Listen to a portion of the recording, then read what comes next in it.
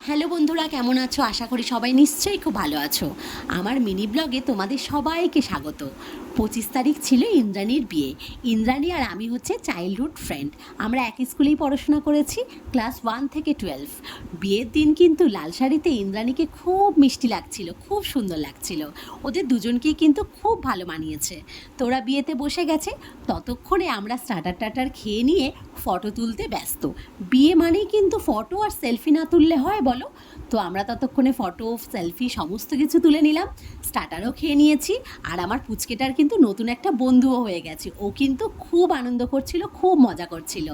তারপরে পুচকেকে অল্প কিছু খাইয়ে টাইয়ে নিয়ে আমরা সেরে নিলাম ডিনার। ডিনারে অনেক কিছু আইটেম ছিল, সব কিছুই অল্প অল্প করে খেয়ে নিচ্ছিলাম, কারণ আমার পুচকেটা কিন্তু খুব দুষ্টুমি করছিল। তো তারপরে দেখো আমার খাওয়া টাওয়া কমপ্লিট হয়ে গেছে, আর আমার থেকে আইসক্রিমটা নিয়ে আমার সোনা বাবা খেতে শুরু করে দিয়েছে। ওর কিন্তু এই কদিন আগেই ঠান্ডা লেগেছে, কিন্তু কে শুনবে কার কথা? সবাই আইসক্রিম খাচ্ছে বলে ওকেও খেতে হবে।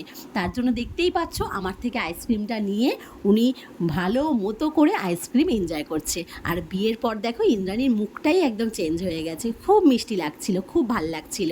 এই যে দেখো বিয়ে কমপ্লিট হয়ে গেছে, ওরা একটুখানি ফটো শ্যুট করে নিচ্ছে। আর এই যে দেখো কী মিষ্টি লাগছে ওকে। তো আমার ব্লগটা কেমন লাগলো সবাই কিন্তু কমেন্ট করে জানিও। আর দেখা হবে তোমাদের সাথে নেক্সট ব্লগে। চলো টাটা, আবার দেখা হবে।